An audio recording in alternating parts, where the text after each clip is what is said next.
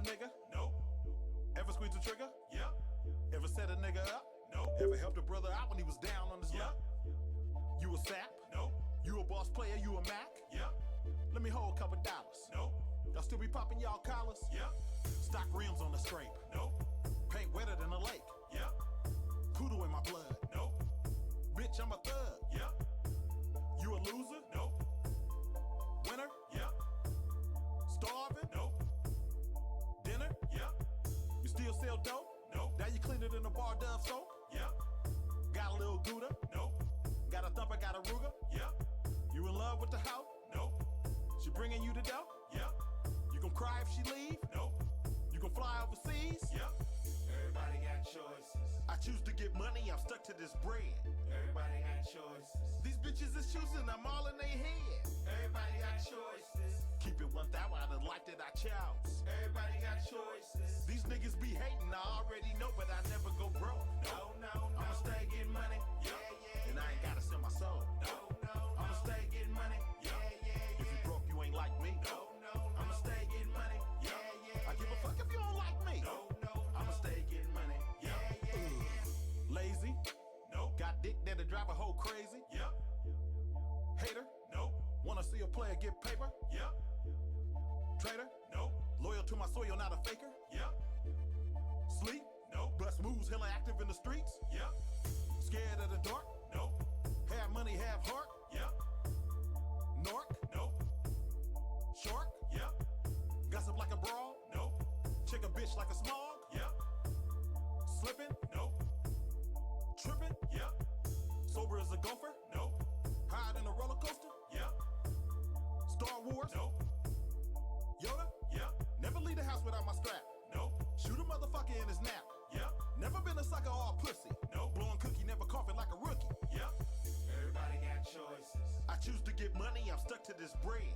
Everybody got choices. These bitches is choosing, I'm all in their head. Everybody got choices. Keep it 1,000 out of the life that I chose. Everybody got choices. These niggas be hating, I already know, but I never go broke. No, no, no. I'ma stay getting money, Yeah, yeah, and I ain't gotta sell my soul. No, no, I'ma no. stay getting money, Yeah, yeah, if you yeah. broke, you ain't like me. No, no, I'ma no. stay getting money, Yeah, yeah, I give a fuck if you don't like me. No, no, no. I'ma stay getting money. Yeah, yeah, yeah. Was it love at first sight? No. Did she ride you like a bike? Yeah. Was it ripe? No. Was her pussy tight? Yeah. Got some property? No. Drive a Maserati? Yeah. You softer than a sock? No. You solid as a rock? Yeah. Slow? No. Trained to go? Yeah. Your team weak? No. You respected in the street knee? Yeah. Shallow? No. Didn't need? Yeah. Broke? No. Chin knee? Yeah. Not a BB or a pellet gun, No. but a long barrel bass drum. Yeah. If I get into it, won't run. No. I'ma give a nigga fair run. Yeah. Still live in the track? No. You ever go back? Yeah. Wear a wire and a camera? No. Ears to the scanner? Yeah. Everybody got choices. I choose to get money, I'm stuck to this bread. Everybody got choices. These bitches is choosing, I'm all in their head. Everybody got choices. Keep it 1,000 out of the life that I chose. Everybody got choices. These niggas be hating, I already know, but I never go broke. No, no, no. I'ma stay getting money, Yeah, yeah, and I ain't gotta sell my soul. No, no, I'ma no. stay getting money, Yeah, yeah, if you yeah. broke, you ain't like me. No, no, I'ma no. stay getting money, Yeah, yeah, I give a yeah. fuck if you don't like me. No, no, no. I'ma stay getting money, Yeah, yeah, yeah.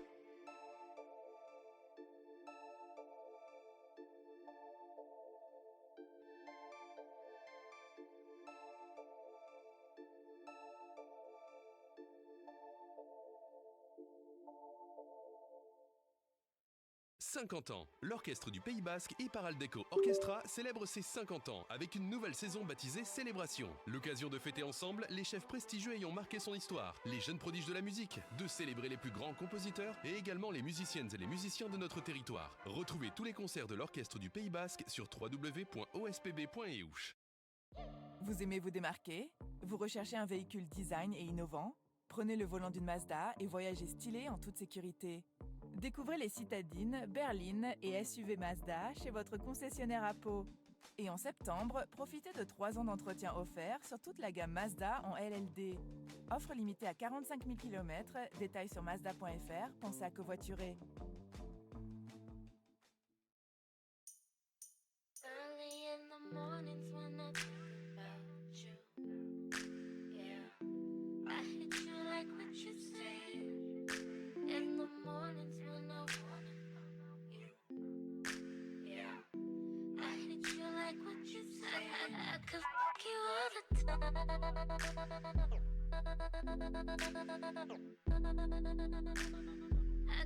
I could fuck you all the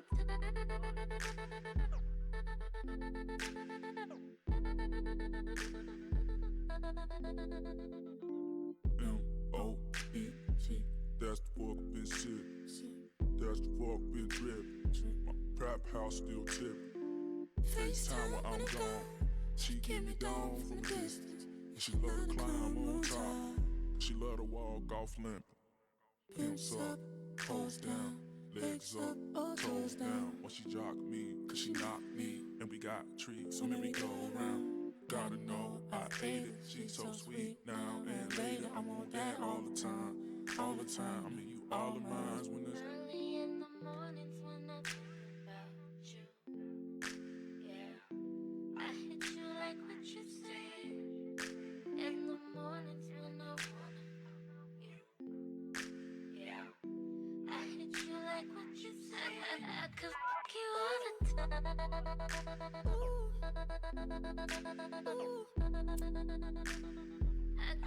I could fuck you all the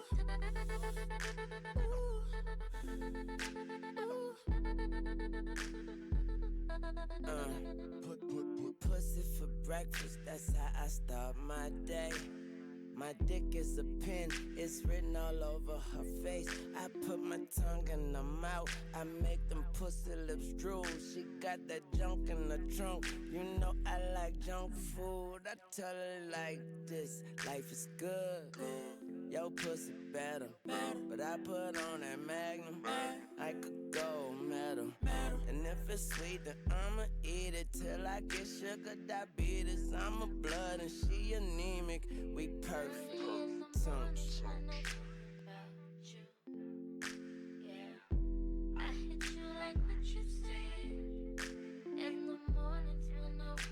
Oh yeah, I make her say I hit you like young Moon,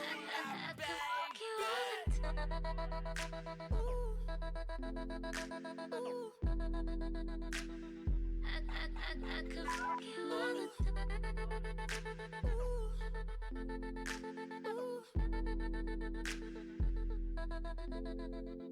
Damn, little mommy, yo, sticky.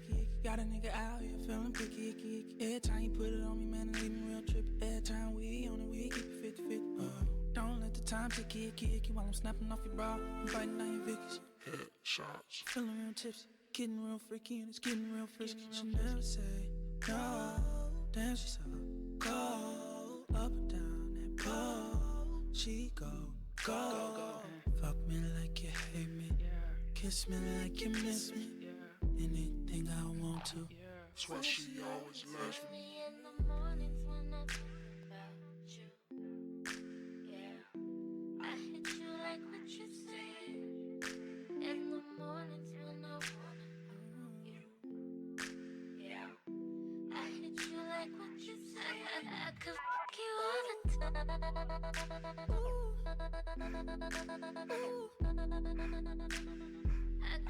I could fuck you all the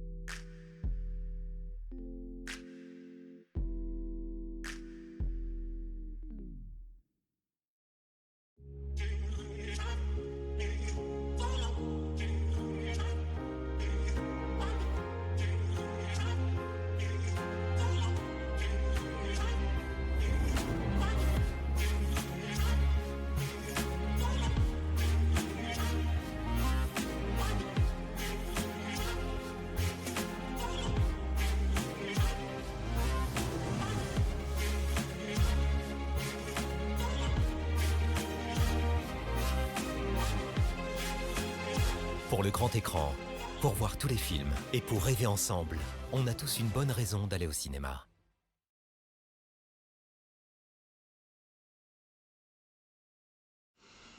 Mesdames et messieurs, bonjour Mastar, bonjour Ponyman Grove. Série de 50 visionnages atteints. Ah ouais, quand même. C'est impressionnant. Bon, j'espère que vous allez bien en ce début de semaine, que vous avez beau temps, contrairement à nous. J'ai fermé les volets parce qu'il pleut lamentablement. Ça devient problématique chez nous. Je sais pas chez vous, mais chez nous, on a des routes de montagne qui tombent. Des inondations même lourdes à inonder. Protection divine, moi je croyais qu'ils étaient à l'abri de tout, mais non. En fait, pas du tout.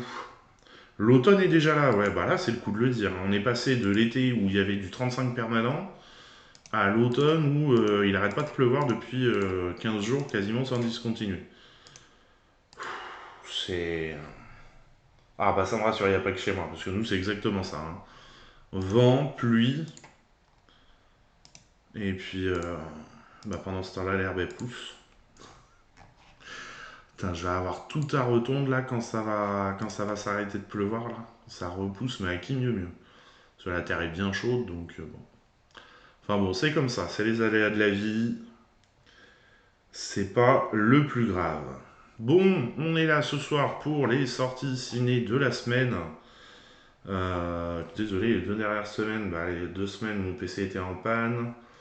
La semaine dernière, je venais de recevoir le PC, donc j'étais en train de le paramétrer, donc on n'a pas fait les émissions.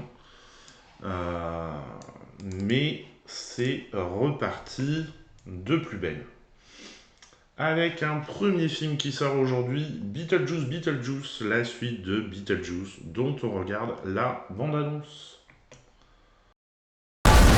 Here's a preview. Be warned, it's intense.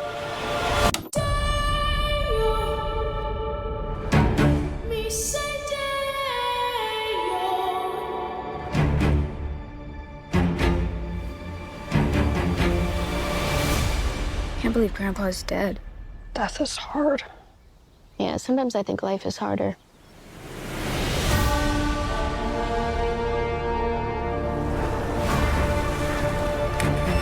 When I was a teenager, a trickster demon terrorized our entire family and tried to force me to marry him.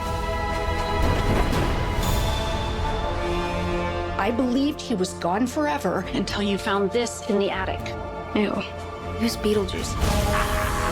Don't ever say that name. Beetlejuice. No, Astrid! I am serious. If you say his name 3 times, he will appear. Beetlejuice. The juice is loose. I'm gonna make you so happy.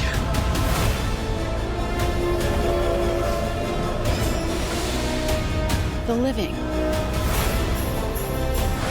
The dead. Can they coexist? That's what we're here to find out.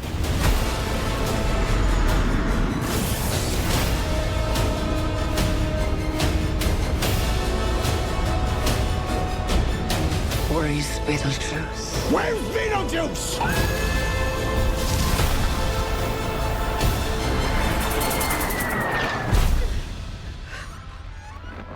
Beetlejuice! Feel free to express yourselves. Don't be afraid. You're a figment of my imagination. Really? Is this a figment of your imagination?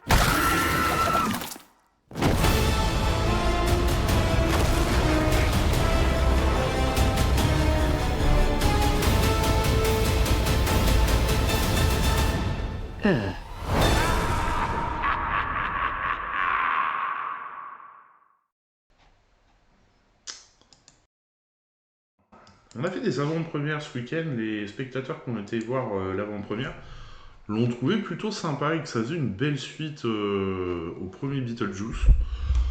Donc faudra que je prenne le temps de le découvrir quand même. Je reverrai le premier peut-être avant d'aller voir le 2 parce que j'avoue que ça fait longtemps que je ne l'ai pas vu et je me rappelle plus tellement de l'histoire. Mais alors, qu'est-ce qu'on nous dit sur le film Beetlejuice et la suite de Beetlejuice, qui lança véritablement la carrière de Tim Burton après ses débuts sur Pee-wee's Big Adventure. 36 ans séparent les deux longs métrages. Ce second opus voit revenir plusieurs visages incontournables du premier volet. Michael Keaton qui reprend le rôle emblématique du bioexorciste Beetlejuice, je suppose. Winona Ryder qui retrouve le personnage de Lydia Dietz, Catherine O'Hara qui incarne Delia Dietz. En revanche, Jeffrey Jones n'est pas au générique en raison de son statut de délinquant sexuel. Son personnage est donc annoncé comme mort. Voilà, on résout les problèmes.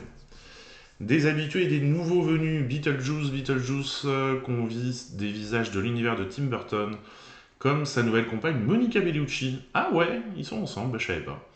Sa nouvelle muse Jenna Ortega qu'il a dirigée dans Mercredi sur Netflix et Danny DeVito qui a incarné l'inoubliable pingouin de Batman le défi. En revanche, le film marque la première collaboration entre William Dafoe ou Justin Theroux avec le cinéaste.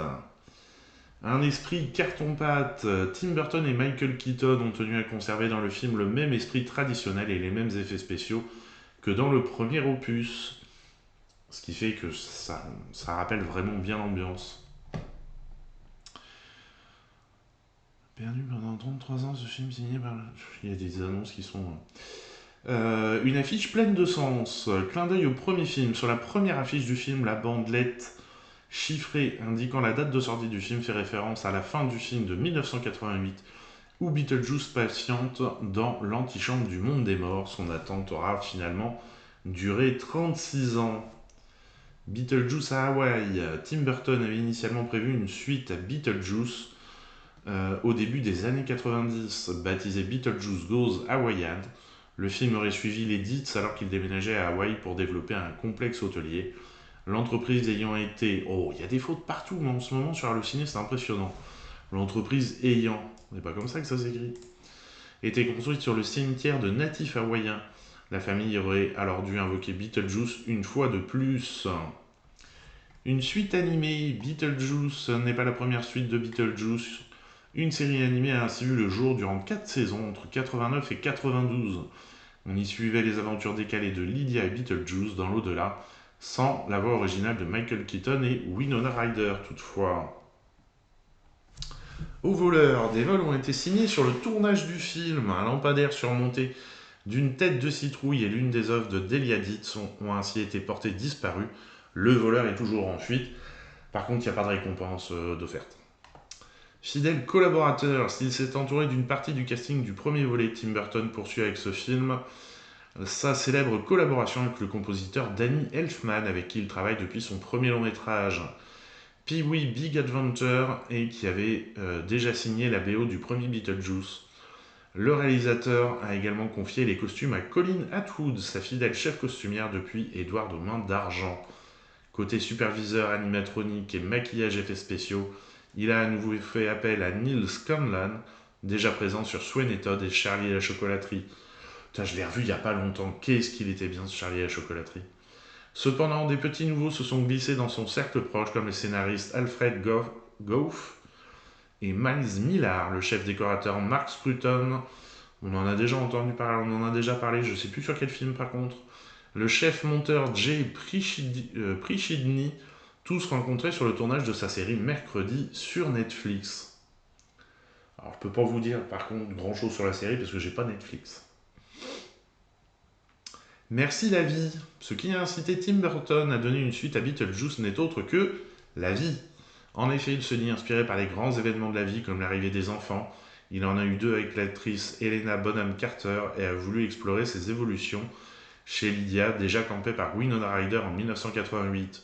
Il confie, c'est d'ailleurs son personnage qui m'a donné envie de tourner ce deuxième opus. C'est le personnage dont je me sens le plus proche. Pendant toutes ces années, j'avais l'impression que ce personnage c'était moi. Qu'est-ce qui m'est arrivé? Qu'est-ce qui lui est arrivé? C'est sur le plateau de Mercredi qu'il a convoqué dans sa loge le scénariste et certaines personnes de son équipe pour leur annoncer vouloir faire une suite au film. Une part d'impro sur le plateau, Tim Burton a laissé une part de liberté aux acteurs, notamment celui d'improviser. Ainsi, Catherine O'Hara et Michael Keaton se sont parfois éloignés du script dans certaines scènes. Malgré tout, il y a eu moins d'improvisation sur ce film que dans le premier volet. Et en même temps, Tim Burton est connu pour laisser une bonne part d'improvisation à ses acteurs. Un producteur connu, parmi la longue liste de producteurs exécutifs se cache un célèbre nom, celui de Brad Pitt. C'est ainsi la première fois qu'il coproduit un long métrage de Tim Burton. Oui, maintenant il joue plus tellement, mais il fait beaucoup de productions, y compris dans les premiers films et le cinéma indépendant américain, et c'est plutôt cool qu'il fasse ça. Banana Bis, la chanson Banana Boat de Harry Belafonte, utilisée dans une scène culte de Beetlejuice, est une fois de plus présente dans le film, dans une nouvelle version enregistrée dans un studio de Londres spécialement pour le film. Sur mesure, si l'herbe verte du cimetière dans lequel Beetlejuice s'assoit sur une pierre tombale a été achetée dans un magasin spécialisé en jardinage en 1988, elle a été cette fois conçue par le département artistique, mais reproduite à l'identique. Attention, ça rigole pas.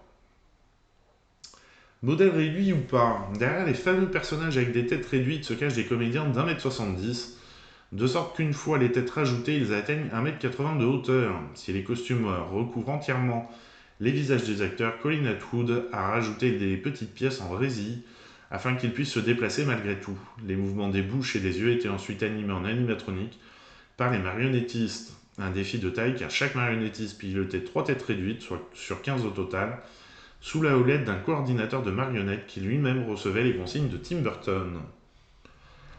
Là, il faut une sacrée coordination. Donc, tu as Tim Burton qui donne l'ordre, le coordinateur qui dit « toi tu fais ci, toi tu fais ça ».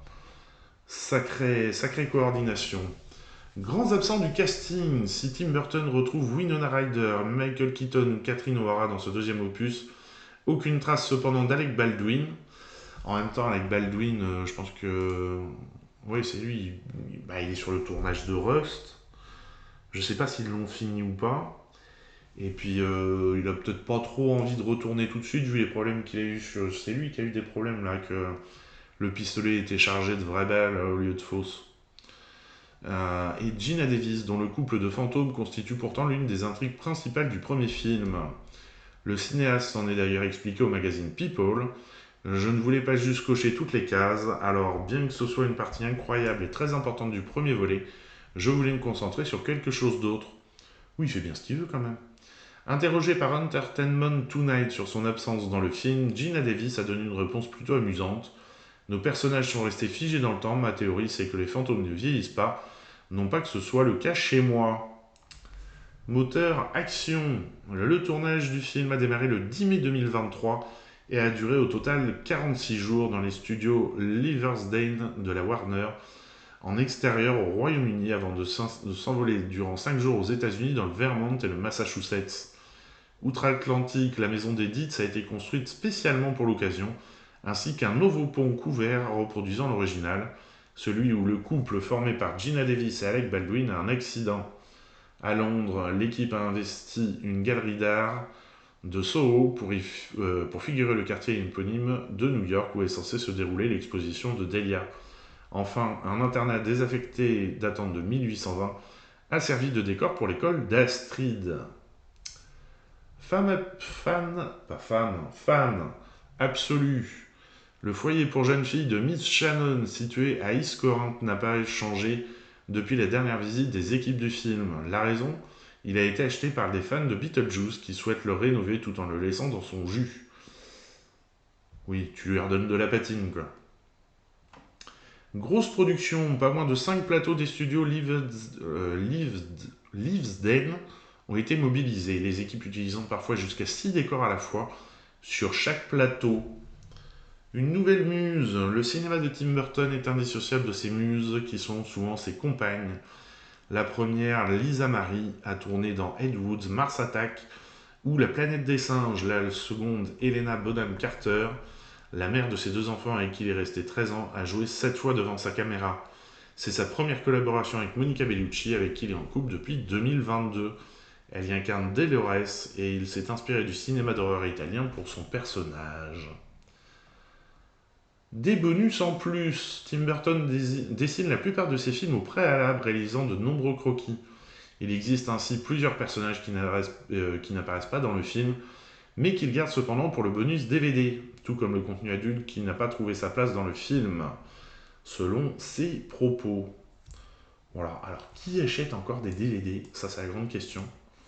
Parce que je vois, moi, ça fait 2-3 ordinateurs où j'ai même plus de lecteur DVD dessus, donc... Et d'ailleurs, c'est dur d'en trouver. Précieuses archives. Si la Warner a fourni à l'équipe de décoration les dessins et maquettes de la propriété d'origine, un collaborateur du chef décorateur Mark Scruton a fait une précieuse découverte sur un compte de la plateforme de photos Flickr. On peut y voir des clichés originaux pris lors du tournage de 87 et que Tim Burton ne connaissait pas. À partir de ces photos, le département artistique a pu pleinement ressusciter la célèbre maison et la bâtir sur la même colline que dans le premier opus. Le décor de la maison tel qu'il apparaît dans le film est en réalité une coquille vide, dont seulement 2 de ses côtés ont été finalisés. Excusez-moi.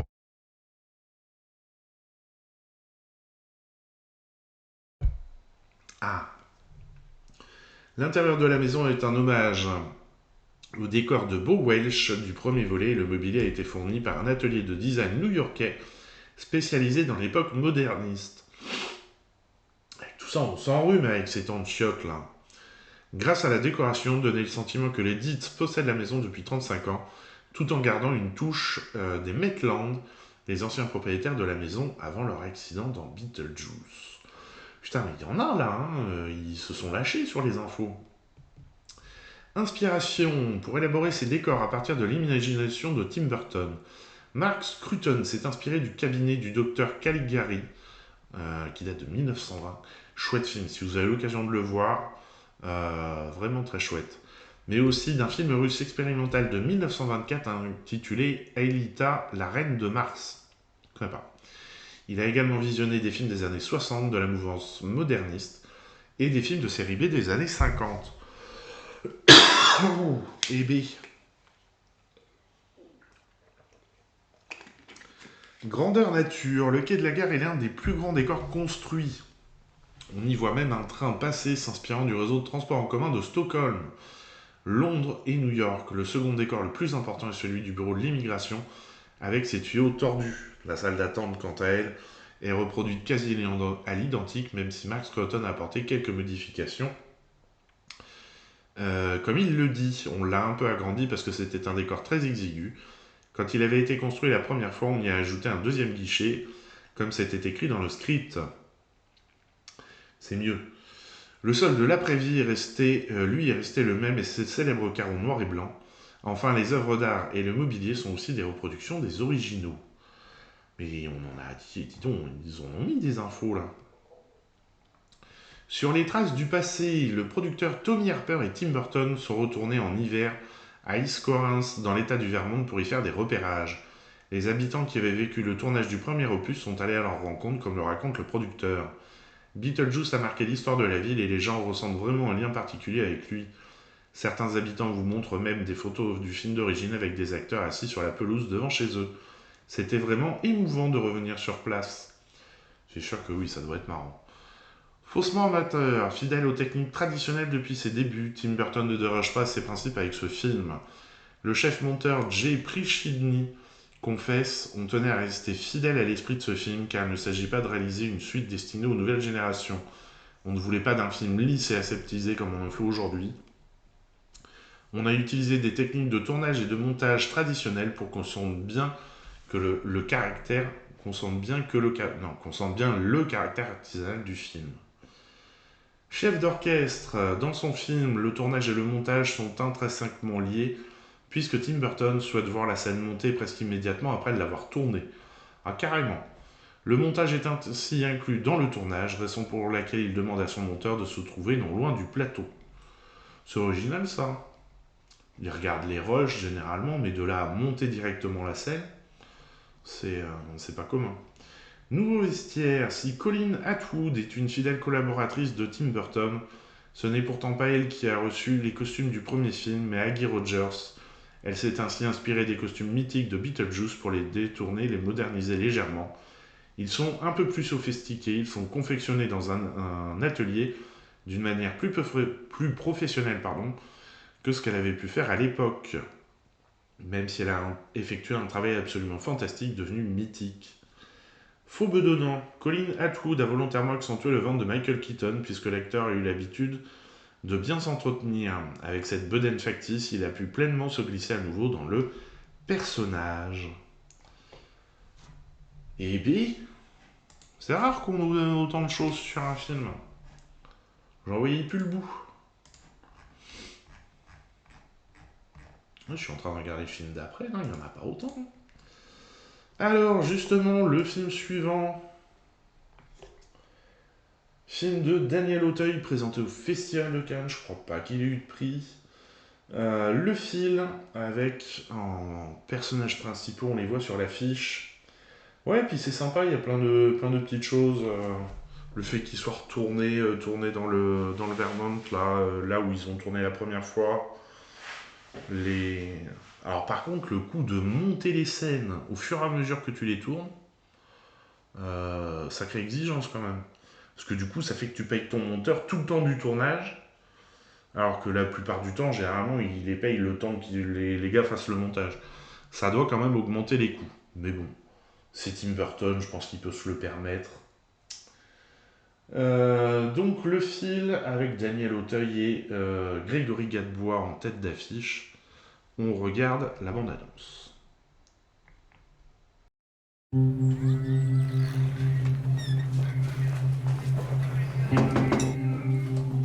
Bonjour. Il est là, ton père? Papa? Oui. Vous êtes placé en garde à vue pour homicide volontaire sur la personne de votre épouse. Il n'a pas de casier, pas d'antécédents, c'est ni un coupable crédible, ni un innocent évident. Il était dans quel état? Nerveux, paumé. Je deviens fou ici. Inquiet pour ses enfants plus que pour lui. Il comprend pas ce qui lui arrive, il est dans le déni. Tu veux le défendre? Oui. Ce soir-là, l'amour que vous avez prétendu porter à votre femme a cessé d'exister.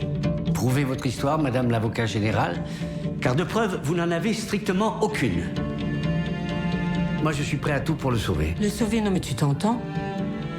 Pour qui tu te prends, Jean? Pourquoi vous bloquez comme ça? Parce que c'est mon ami. Vous allez arrêter avec votre loyauté à la con? Vous allez me laisser vous défendre, oui?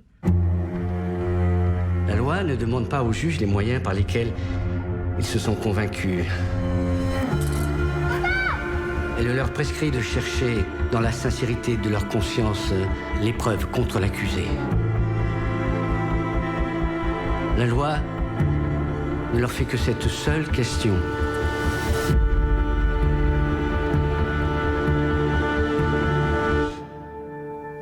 Avez-vous une intime conviction?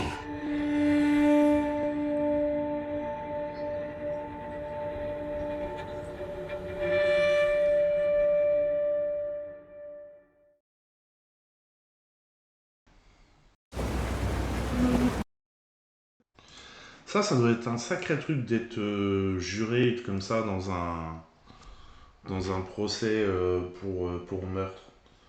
Je sais pas si ça me mettrait mal à l'aise parce que bon, il y en a, t'as pas de doute, c'est sûr, mais ceux où tu peux avoir des doutes comme ça, cette histoire d'intime conviction,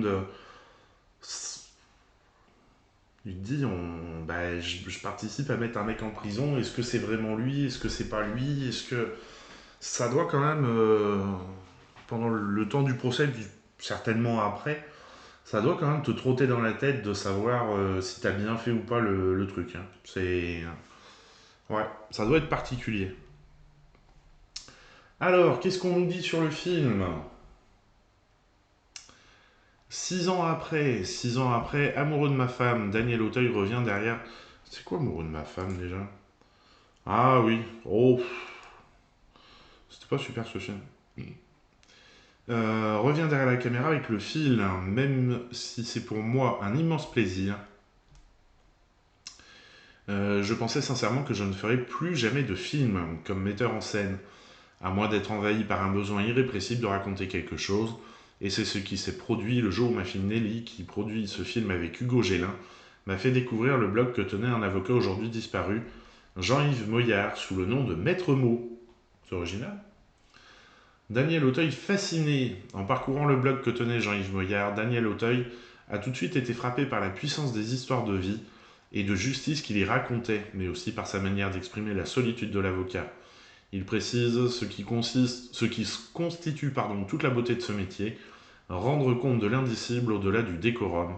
Au fil de ma lecture, j'ai été fasciné par cette réflexion autour de la notion de vérité, qui diffère selon les uns et les autres. La vérité qui devient une intime conviction, quelque chose d'impalpable. La découverte de ce blog m'a conduit au cœur de l'humanité, dans toute sa force et sa fragilité. J'ai donc eu envie de faire un film pour raconter cette quête de vérité. Nicolas Milik, ce blog compile énormément d'histoires et Daniel Auteuil a choisi de se centrer sur celle de Nicolas Milik. Le metteur en scène justifie ce choix parce qu'elle m'a sidéré, et si je me suis lancé dans ce film, c'est d'abord par envie de m'emparer de la personnalité de cet accusé. À travers Milik, je m'associe aux gens qui n'ont pas la parole et se retrouvent par ricochet tout de suite fragilisés. Et à travers lui, associé à un avocat, soit quelqu'un dont la parole constitue le cœur de son métier, le fil est un film qui tourne au plus près de l'humain. Et oui, je disais, il n'a pas eu de prix, mais en même temps, il était en séance spéciale, donc il n'y a pas de prix pour les films qui sont en séance spéciale, les séances de minuit, tout ça, ils ne peuvent pas gagner de prix. Une évidence, Daniel Auteuil savait dès le départ qu'il allait lui-même jouer l'avocat. Même si ce n'est pas lui que j'avais envie de filmer, mais les autres, dès les répétitions, j'ai indiqué à mes comédiens que je voulais dans chaque scène un climat de tension très fort dans ce prétoire, sans jamais pour autant que ce soit spectaculaire. Il devait y avoir beaucoup d'humanité, de fragilité et de doute dans ce tribunal. Préparation. Pour se préparer, Daniel Auteuil a eu l'opportunité d'assister à un procès d'une histoire identique à celle décrite dans Le Fil, qui se tenait à huis clos. J'ai été sidéré de voir l'absence totale des faits dans les échanges entre l'accusation et la défense. J'ai donc eu envie de raconter ce procès comme je l'avais ressenti, avec un sentiment d'effroi, de montrer qu'au fond, souvent, les témoins n'ont rien vu de précis, il n'y a pas de preuves flagrantes, ni de mobile. Le choix de Grégory Gadebois, qui est un acteur que j'aime beaucoup, moi. Pour jouer Milik, Daniel Auteuil a choisi Grégory Gadebois, un acteur qui lui est immédiatement venu en tête lorsqu'il a compris ce côté adulte grand enfant du personnage. Il confie « J'avais besoin d'un visage et d'un corps qui expriment le fait que cet homme ne comprend rien à ce qu'il traverse, un colosse fragile, que personne n'a réellement jamais estimé ni prêté attention, à part un peu son ami Roger qui pendant 3 ans va côtoyer un type qui va enfin s'intéresser à lui, Monnier. Un type à qui il va raconter une histoire et que cet avocat va croire sans hésitation, alors qu'il ne s'agit au fond que de sa vérité à lui, et pas de LA vérité, celle que le procès est censé faire naître. Mise en scène du procès, à la photographie, Daniel Auteuil a fait appel au Belge Jean-François Hensgens, avec qui il a collaboré sur le récent Un silence. Le réalisateur se rappelle, Jean-François est venu assister avec moi au procès dont je parlais plus tôt. L'idée était de trouver la manière de nous situer au cœur des personnages, de ressentir le moindre frémissement, sans pour autant être dans le documentaire. On devait être au plus proche de quelque chose qui nous brûle, qui nous dérange, qui nous gêne. Trouver à travers la fiction une façon d'être à l'affût des moindres regards, des silences qui en disent long. L'idée centrale était donc de saisir les ressentis. C'est pour cela aussi que j'ai demandé à mes acteurs de s'adresser en permanence aux jurés, pas au public qui assiste au procès, ni aux représentants de la justice. Voilà donc pour le fil.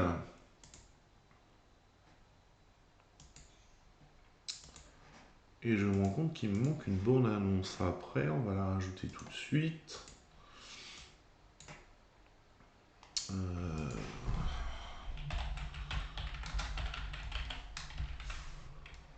Tac.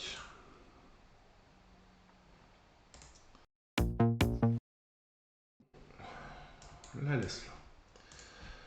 Voilà donc pour le procès. Film suivant, film de Laetitia Doche. Est-ce que c'est son premier film à Laetitia Doche? Je sais plus, je crois pas. Ah non, c'est son premier film en tant que réalisatrice. J'étais persuadé qu'elle en avait tourné un autre. Laetitia Doche qui se lâche en ce moment. En 2024.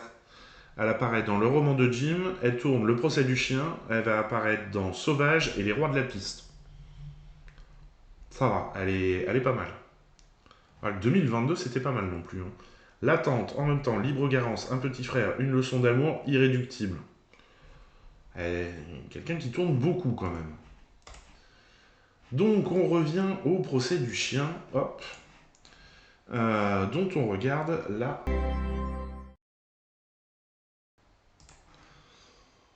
Voilà, petite comédie, une comédie légère, qui je trouve correspond bien à la personnalité de Laetitia Doche.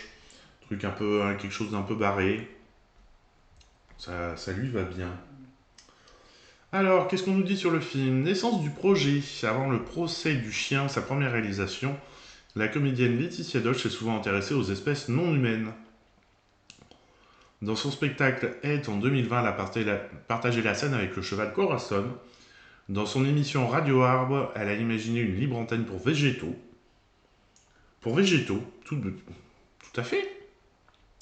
Je suis très préoccupé par la crise écologique et je cherche le rôle que peut jouer la culture face à ça. Pour moi, cette crise vient d'une ignorance, d'une insensibilité vis-à-vis des autres espèces de notre écosystème. J'ai envie de me documenter pour ensuite éveiller la curiosité des spectateurs, les questionner sur leurs idées reçues, parce qu'on le voit bien, il faut réinventer notre rapport aux vivants si on veut survivre. Par exemple, on considère beaucoup les animaux comme des objets. Dans le procès du chien, la loi suisse assimile le chien Cosmos à une chose par un individu. Donc, s'il est euthanasié, on ne le tue pas, on le détruit. Dans la loi suisse assimile les chiens à des choses. Ah ouais. Cette idée d'objectiver les animaux, c'est précisément ce qui nous autorise à les manger. Oui, non, on va pas aller jusque-là. Ils n'ont pas d'autre valeur que celle de nous être utiles. Ça m'interroge beaucoup et je pense que c'est sans doute parce que je suis une femme. J'ai toujours eu le sentiment de devoir correspondre à des modèles pour servir à quelque chose. C'est sûrement pour ça que j'ai un amour pour les gens qui ne rentrent pas dans les clous. Dans mon film, il y a beaucoup. Darius, le maître de Cosmos, qui interprète François Damiens, et malvoyant un peu misfit. Il y a aussi le petit voisin punk d'Avril, l'héroïne, cet enfant qui subit des violences. Il y a enfin Lorraine, incarnée par Annabella Moreira, cette femme de ménage portugaise mordue au visage par le chien, qui va choisir de garder ses cicatrices et de refuser la norme. Une des lignes féministes du film, c'est elle. Ok. Le personnage de Laetitia Doche, Laetitia Doche incarne Avril, une avocate qui plaide pour des causes réputées impossibles. Ce film, c'est d'abord une trajectoire de femme, Avril. C'est une femme de 40 ans prise entre deux époques, le vieux monde et #MeToo qui cherche sa voix. Voix off, voix absente, voix grave. Voix de crécelle. Elle est comme Cosmos, ce chien qui tente comme il peut de retrouver son cri de loup, que des années de domestication ont effacé. Cosmos est son miroir, c'est en voulant le sauver qu'elle va trouver sa puissance et donc sa place. Le procès du chien a été présenté en sélection Un certain regard au Festival de Cannes, donc un certain, non j'allais dire une bêtise, donc je vais pas la dire. Passage à la réalisation. À l'origine, Laetitia Doche avait pour désir de voir au cinéma une comédie libre, dérangeante, qui parle de choses importantes et qui change de ton en permanence. Elle raconte, c'était aussi un désir d'actrice de jouer dans un film comme ça, mais ça ne me traversait pas l'esprit de la réaliser moi-même. Dans la vie, les choses me tombent dessus. Mon producteur suisse Lionel Bayer est venu me voir mon spectacle avec le cheval. En sortant, il m'a dit, si tu peux faire ça, alors tu peux réaliser un film. Et je l'ai cru, même si maintenant je sais que ça n'a rien à voir. Et quelques jours après, on m'a raconté une histoire d'un procès autour d'un chien, et j'ai senti que c'était ma comédie, absurde, trouble, soulevant beaucoup de questions. Inspiré de faits réels. Le procès du chien est inspiré de faits réels. Laetitia Doche a entendu parler d'un procès du maître d'un chien accusé de morsures répétées, qui avait fini par enflammer toute une ville. Elle précise, les gens avaient fait des pétitions, s'étaient beaucoup impliqués, affrontés. Ça m'a rappelé le moment du mariage pour tous, lorsqu'il y a un changement de pensée. Cela crée des réactions épidermiques parce qu'il y a du flou, du trouble, ce que les humains ont du mal à accepter. Le fait que dans ces moments-là, tout puisse prendre des proportions énormes et dégénérer très vite me fait peur. Ce sont des périodes qui auraient au contraire besoin de douceur, de temps, de nuances, d'échanges et d'idées. Si seulement on arrivait à tous se mettre autour d'une table pour réfléchir. Oh, ce serait tellement bien. Mais là, c'est une utopie, un rêve. C'est pas une réalité, ça. Côté photographie, Laetitia Doche voulait qu'il y ait dans le procès du chien Des touches de couleur qui apportent de la joie, mais aussi du contraste avec de l'ombre qui rôde. Le tribunal a vraiment un statut spécial dans la colorimétrie, avec ses couleurs plus acidulées, douces aussi. Il est comme un espace protégé, intact. Nous avons aussi travaillé dans cette direction-là. Au son, les ambiances sont molletonnées, sans entendre les bruits de la rue. Je voulais mettre les voix en valeur. Scène de procès. Laetitia Doche a filmé les scènes de procès en jouant sur une certaine théâtralité et des personnages outranciers. En même temps, pour avoir été dans des tribunaux, à l'époque où j'étais à Laval, il y avait un tribunal, j'y allais de temps en temps, et ils sont très outranciers, c'est très théâtral la manière dont les avocats et les procureurs s'invectivent, s'adressent aux jurés et tout, c'est très théâtral. C'était comme diriger un concert. Tous les jours, on avait 80 spectateurs, des figurants super motivés, et les acteurs, ça les portait. Je voulais des personnes très dessinées, un peu comme dans ce bouquin que j'adore, Le Monde selon Gars, de John Irving, qui verse un peu dans l'univers du conte. Mais aussi du documentaire, parce qu'en Suisse, où j'ai vécu 5 ans et où on a tourné, j'ai rencontré beaucoup de personnalités dans cet esprit, autant couleur et singulière. L'avocate de la partie civile, jouée par Anne Dorval, est une caricature, comme peuvent l'être Éric Zemmour, Donald Trump. Ces politiques qui forcent le trait jouent sur la peur, le ridicule parfois, et cette extrême droite peu irréelle me fait très peur. Attends, à qui ne fait-elle pas peur? L'impression que c'est un gag sans en être un finalement. Il fallait trouver comment faire jouer ensemble tous les types de comiques, comme des instruments. Jean-Pascal Zadi, qui interprète le comportementaliste animalier, n'a pas du tout la même tonalité de jeu que François Damiens. Oui, donc ça c'est sûr. Il est plutôt le boy next door dont tout le monde tombe amoureux, comme Drew Barrymore. Je sais pas, je l'aurais pas défini comme ça pour le coup, mais bon, pourquoi pas. Moi, dans le rôle d'Avril, je devais être le fil rouge, en faire moins que les acteurs, mais être quand même dans le burlesque. Je pouvais me permettre de faire des grimaces, ce qui dans les comédies actuelles me semble un peu réservé aux hommes. J'ai pensé à Louis C.K., qui dans sa série arrive, par son jeu, à nous faire passer de scènes urbaines à poétiques, de grivoises à graves, sans que ça nous pose de problème de cohérence. Voilà donc pour le procès du chien. Et on a 2 films de procès cette semaine. Le fil, le procès du chien, c'est tout. Ce sera tout. Oh, décidément. Allez, film suivant, Langue étrangère, qui a été présenté en compétition au Festival de Berlin. Dernier Festival de Berlin. On regarde la bande-annonce.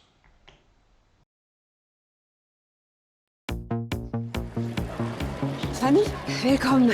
Lena dit qu'elle est stressée de parler français. Ma correspondante ne me correspond pas. Das Fanny, sie kommt aus Straßburg, sie ist jetzt für einen Monat bei mir. Hier, les habitants ici se sont battus pour retrouver la liberté et faire tomber le mur. Ça t'intéresse, la politique? Mon père, il a un enfant avec une autre femme. Elle est très engagée. Enfin, elle est dans un groupe d'ultra-gauche. Cool. Elle, c'est Justine. Elle est jolie. Mais ton père, il est où? Tu le vois? Il voulait pas d'enfant.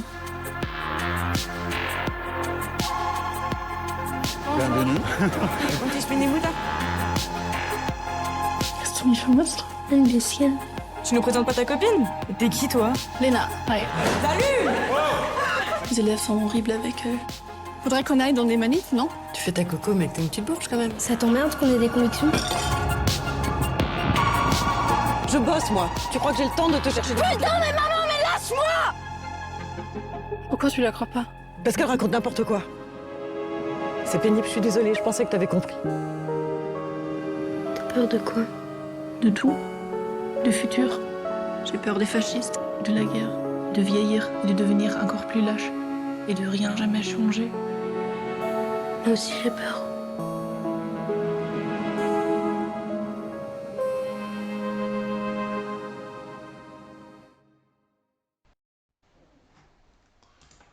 Ah, c'est original, là, il me proposait de revoir la bande-annonce à la fin de la bande-annonce. C'est original, merci YouTube. Je voulais juste regarder quelque chose avant. Claire Berger, j'arrive pas à me remettre. Ses précédents films, C'est ça l'amour en 2018, Question de jeunesse en 2014, Party Girl, c'est ça, Party Girl, qui était très chouette. C'est ça l'amour, ça me parle aussi. Ah oui, c'était avec Blue Liner, Justine Lacroix, il était chouette ce film. Elle fait des très jolis films où elle aime bien aller dans l'intimité des personnages comme ça. Et elle a reçu le César du meilleur court-métrage en 2010. À la sortie de la Fémis. Pas mal. Alors, qu'est-ce qu'on nous dit sur le film ? On l'a déjà dit avant, il a été présenté en compétition à la Berlinale. Pluie de prix, 6 langues étrangères et son 3e long métrage, Claire Berger, a reçu de nombreux prix pour ses précédents films. Son court-métrage, son son, il ne se relise pas du tout à le ciné. Son court-métrage, C'est gratuit pour les filles, co-réalisé avec Marie Amachou-Kelly, a remporté le prix du meilleur court-métrage au César 2010. Party Girl, son premier long-métrage co-réalisé à nouveau avec Marie Amachou-Kelly, a ouvert la section Un certain regard à Cannes en 2014 et y a obtenu la prestigieuse Carema. Bah oui, Carema. Vous ne connaissez pas ? C'est la même chose que les caméras, mais en demi-verlan. Caméra d'or, c'est ça l'amour, a été primé du prix du meilleur film au Venice Days. Double sens, si le titre langue étrangère, eh bien j'y arrive pas ce soir, évoque au premier degré le séjour linguistique que le personnage de Fanny réalise dans le film, Claire Berger a également voulu y mettre un second degré plus érotique. Ainsi, la langue renvoie également à la partie du corps qui présage la relation amoureuse des deux jeunes femmes. Genèse, si ce film convoque les différents souvenirs de voyages linguistiques faits par Claire Berger dans sa jeunesse, il a également été écrit pendant le Covid. Elle profite d'ailleurs de son long métrage pour aborder des thèmes importants pour la jeunesse comme la guerre à nos portes, la crise climatique, la montée du populisme, l'ère de la post-vérité, selon ses propos. Ça fait beaucoup de choses. Entre deux frontières, Claire Berger a grandi en Moselle avec des parents franco-allemands, une binationalité qui lui a inspiré langue étrangère. D'ailleurs, le film a été tourné à la fois en France et en Allemagne, avec des équipes techniques et artistiques nationales pour chacun des deux pays. De l'impro au pro, contrairement à son précédent long métrage Party Girl qui laissait une grande place à l'improvisation avec des comédiens non professionnels, et C'est ça l'amour avec une caméra à l'épaule, langue étrangère fait appel à des acteurs professionnels et au choix de la Steadicam. C'est quoi déjà la Steadicam ? Je me rappelle jamais.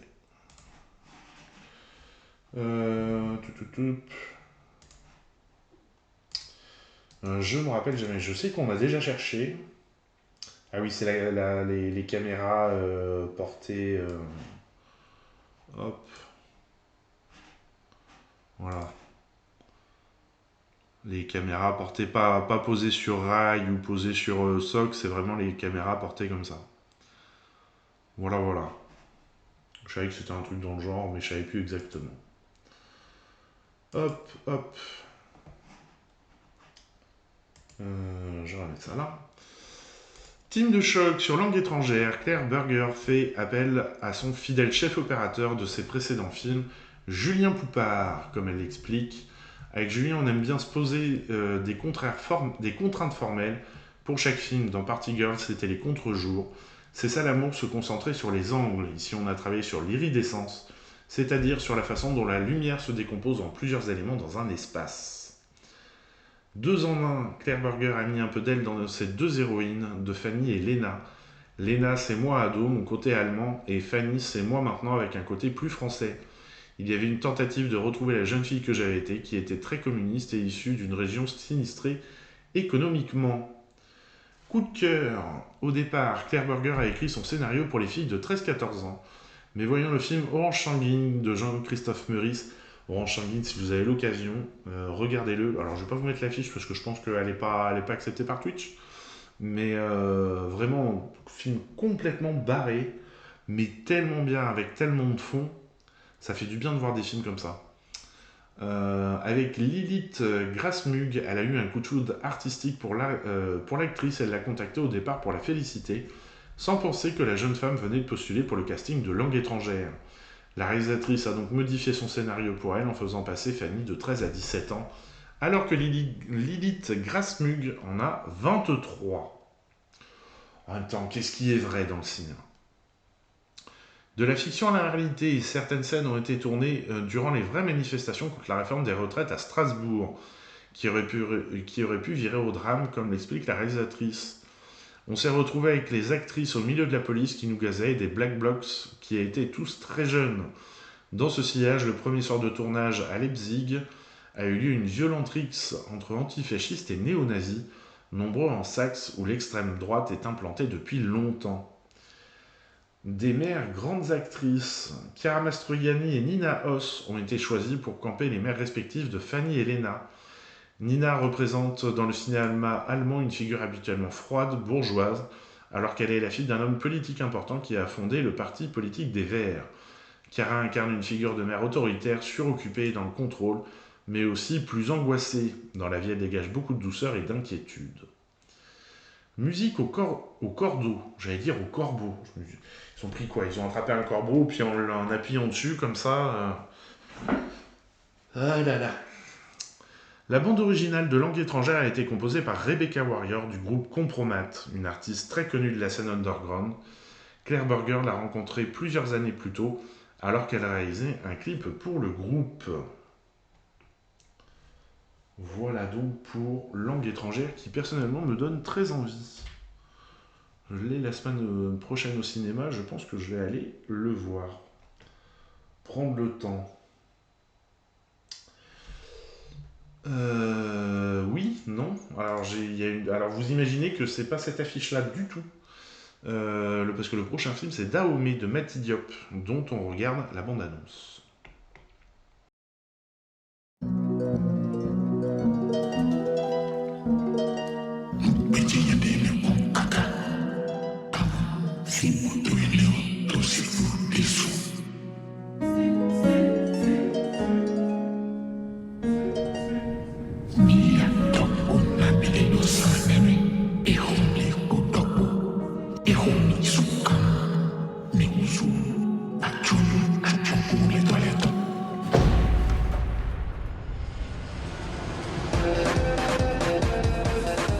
Ça va permettre aux historiens, aux artistes de se réapproprier cette histoire-là.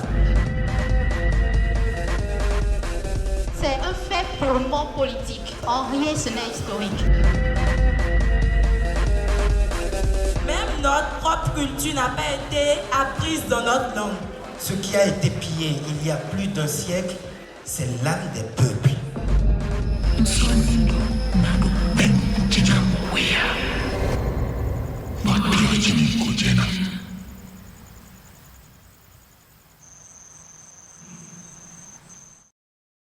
Mati Diop qui est un spécialiste de l'Afrique et du cinéma africain, lui-même un réalisateur, et donc là qui explore le retour des œuvres qui ont été rendues au Bénin et renvoyées au Bénin.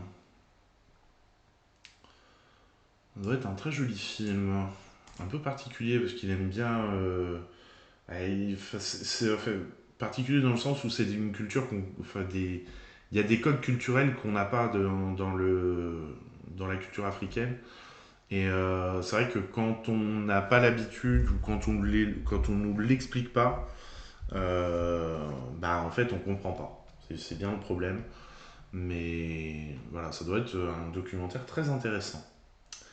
Et on arrive à Kill, dont on regarde la bande-annonce. Le film doit être interdit, je pense. Bonsoir Michel, j'espère que tu vas bien. Kill est interdit aux moins de 16 ans. Et croyez-moi, c'est justifié parce que... Alors, c'est pas qu'il n'y a pas de gore ou quoi que ce soit, mais il est d'une violence. Bonne bande-annonce. Welcome. Please prepare for departure. We hope you have a safe, pleasant, and delightful journey ahead. Thank you.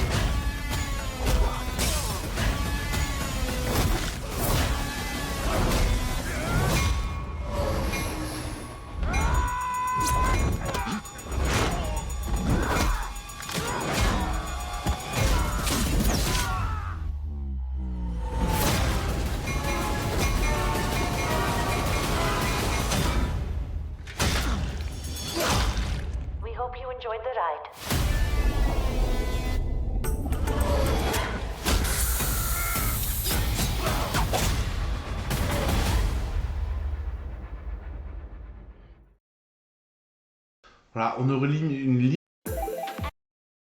Hollywood, mais vu que c'est pas... Enfin, il y a des sous-titres, il y a tout. Puis c'est pas un des distributeurs des films bollywoodiens, donc je l'ai pas passé dans le Bollywood. Mais le film est très, comme le montre la bande-annonce, et ça n'arrête pas de se taper dessus, à coups de couteau, à coups de poing, à coups de massue, à coups de... une fois que c'est lancé, ça ne s'arrête plus, et j'avoue, moi je suis sorti du film et j'en étais fatigué à force. Alors par contre, ne cherchez aucune crédibilité dans le film, parce que le personnage principal qu'on voit là, qu'on voyait sur l'affiche, bon, se prend lui aussi des coups de couteau, des coups de... Mais il ira jusqu'au bout, hein. Il survit au truc, lui, c'est le seul qui doit survivre. Naissance du projet. Pendant ses années d'université, Nikhil Nagesh Bhatt a souvent voyagé en train faisant des trajets de 36 heures entre sa ville natale et celle où il étudiait. Une nuit, alors que son train était plongé dans l'obscurité, un groupe de dacoïtes, des bandits armés en Inde, a attaqué les passagers. Curieusement, je ne me suis pas réveillé alors que toutes les voitures voisines de la mienne ont été dévalisées. Pendant des années, je me suis senti coupable de mon inconscience. Cette histoire m'obsédait depuis longtemps, mais je n'arrivais pas à l'écrire. Je savais qu'avec le temps, elle prendrait de l'importance, se rappelle le metteur en scène. Pendant la Covid, alors c'est bien parce que c'est soit le Covid, soit la Covid, ça dépend des films. Moi, je sais toujours pas. Nikhil Nagesh Bhatt a commencé à écrire Kill pendant la pandémie de Covid, lorsque le monde entier était confiné. Et finalement, ça aura servi à écrire plein de films, cette période de pandémie. Les sentiments d'impuissance, d'insécurité et de rage que le réalisateur a ressentis à cette époque ont influencé l'écriture du scénario. Il confie « En tant que cinéaste, j'étais habité par ces émotions lors de la réalisation du film. Au fond, Kill raconte l'histoire de deux personnages qui veulent être ensemble, mais qui se heurtent à de nombreux obstacles. Ce qui m'a particulièrement fasciné en tant que réalisateur, c'est la métamorphose d'Amrit. Au départ, il n'a pas l'intention de tuer, mais les circonstances le poussent à anéantir toute une cohorte de bandits pour protéger son amour. » C'est marrant dit comme ça, hein. Oui. Évolution des couleurs. Visuellement, Nikhil Nagesh Bhatt. Non, parce que si je vous fais une réaction à ça, je vous spoil le film beaucoup. A voulu faire évoluer la palette de couleurs. Kill commence avec des teintes chaudes lors de la rencontre d'Amrit et Tulika, puis devient de plus en plus sombre lorsque les voleurs attaquent. Le rythme du train s'accélère également, renforçant le sentiment de fatalité. Kill explore le contraste saisissant entre le protecteur et le monstre. Je crois fermement qu'en chaque gardien, une part d'animalité émerge lorsqu'il s'agit de défendre ses proches. À mesure que l'innocence d'Amrit s'éteint, il change. Les spectateurs sont plongés dans son chagrin par le biais de prises de vue intimes, et les intérieurs du train autrefois ordonnés deviennent de plus en plus désordonnés, reflétant son état d'esprit. Un projet ambitieux, Kill puise son inspiration dans des histoires vraies de célèbres dacoïtes, ces bandits qui attaquent les trains en Inde pour voler l'argent et les bijoux des passagers. Nikhil Nagesh Bhatt a entamé l'écriture de ce scénario en novembre 2019 et l'a achevé en août 2021, planifiant de nombreuses scènes de combat qui représentent une majeure partie du film. Oui, il y a allez, je sais pas combien de temps il dure le film. On va voir qu'on voit ça. Il dure 1h45. Sur 1h45, il y a à peu près 10 minutes, un quart d'heure, allez, non, pas plus, un quart d'heure de mise en place, et le reste, c'est de la baston tout du long. C'est pas dur. J'en étais où ? Pour donner vie à ce projet, Nikhil et son équipe ont fait appel à des experts de renommée mondiale, notamment le chorégraphe Si Young-ho, célèbre pour son travail sur Snowpiercer et Avengers l'ère d'Ultron, ainsi que le réalisateur d'action indien Parvez Sheikh. Leur mission, créer des scènes d'action saisissantes et riches en adrénaline, et ça, au moins ça, c'est réussi, c'est le seul but du film. Le Rajdhani Express. Le film se déroule presque entièrement à bord du Rajdhani Express, un train en partance pour New Delhi, sous la direction du chef décorateur Mayur Sharma. Un train a spécialement été conçu pour le film Il a fallu 3 mois et demi pour créer chaque compartiment en s'efforçant de rendre chaque élément aussi réaliste que possible. La sécurité étant une priorité, toutes les surfaces ont été dotées d'un rembourrage épais. Ah bah tu m'étonnes que fallait... Parce que bon, c'est bien beau de se battre dans un train, mais il faut quand même penser à la sécurité des acteurs, des cascadeurs et tout. Donc oui, on s'imagine bien que ça a été prévu. Conception pliable. La majeure de l'action se déroule dans 4 compartiments avec des décors incluant l'intérieur et l'extérieur de 2 wagons entièrement modulables. Cette conception pliable a permis à l'équipe de tournage d'ajuster le décor selon leurs besoins. Ah, c'est original ça. L'équipe chargée des décors a travaillé en étroite collaboration avec le directeur de la photographie, Rafeh Mahmoud. Son équipe a filmé les scènes d'action à l'aide d'une dolly montée au plafond du train. Plusieurs scènes de combat rapprochées ont été tournées à la main par le caméraman Nayar Gufran. Préparation au combat pour incarner des membres de commando, les acteurs Laksh Lalwani et Abhishek Chauhan, ou Chauhan, je ne sais pas comment on prononce, qui interprètent respectivement les capitaines Amrit Rathod et Viresh Chatwal, ont suivi un entraînement intensif. Ils ont été formés aux techniques de combat militaire, notamment le Krav Maga et le Pekiti Tirsia Kali. Je ne savais même pas que ça existait. L'antagoniste du film, Fanny, interprétée par Raghav Julial, ainsi que les autres bandits, ont été entraînés aux techniques de combat de rue. Le style de combat était libre, les acteurs devant faire preuve d'une agressivité extrême. Les 33 acteurs ont suivi une formation de 3 mois avant le début du tournage. Tout au long du film, le personnage d'Amrit subit une série d'attaques violentes, recevant 9 coups de couteau et de nombreux coups de poing. Son meilleur ami Viresh est tué après avoir été blessé par balle et poignardé 3 fois. Pour réaliser ces scènes sanglantes, l'équipe a fait appel aux experts en effets spéciaux Zubi Joal et Ravij Suba de Dirty Hand Studio. Pendant 6 mois, ils ont travaillé à la création de prothèses réalistes de tête, de bras et d'autres parties du corps utiles pour les séquences d'action. Bon, pour moi, il n'y a pas de séquence gore. Mais c'est vraiment une action ultra violente. Chaque arme utilisée dans le film correspondait à une blessure spécifique qui a été minutieusement imaginée et planifiée des mois avant le tournage. Au total, 52 couteaux ont été fabriqués pour les scènes de combat, chacun étant conçu sur mesure pour correspondre au caractère de chaque homme de main. Quand même, hein. Mais, alors c'est marrant parce que du coup, il y a 33 acteurs, plus les 2 héros, donc on monte à 35, mais il y a quand même 52 couteaux.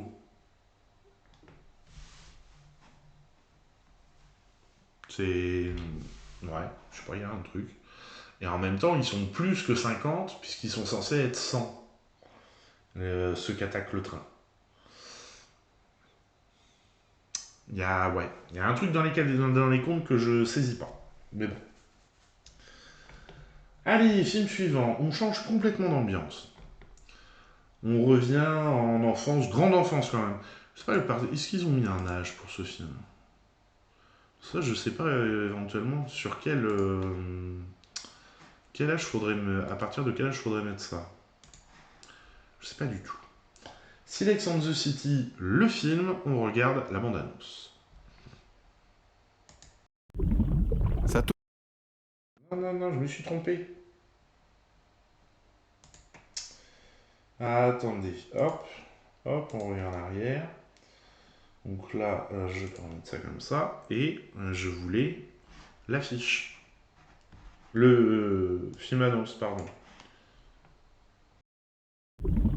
Ça tourne là?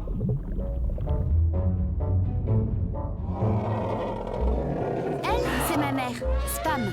Elle est prof de préhistoire géo. Mon père, il s'appelle Blog, et il est prof de chasse. Tuer des animaux est une barbarie digne des pires heures du Jurassique. Lui, c'est mon frère. Son truc, c'est l'alterdarwinisme. Regarde!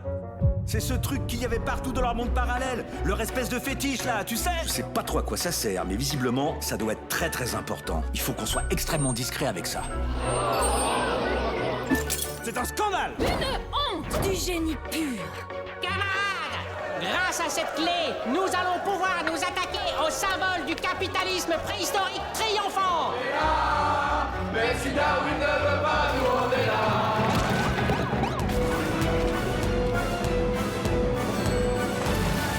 C'est la merde là. Il faut détruire la clé.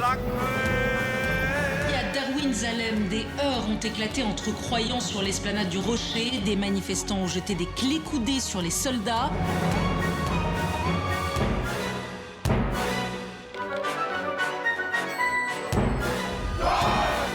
Et dire que tout ça était censé nous apporter enfin l'évolution et le progrès.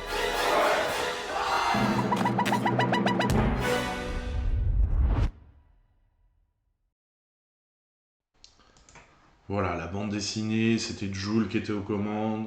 Il avait déjà un esprit très critique sur moins de 12. Non.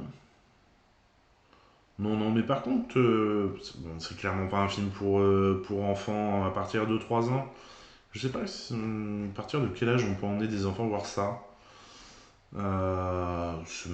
Oui, c'est limite pas de l'adaptation. Ah, je fais des bêtises.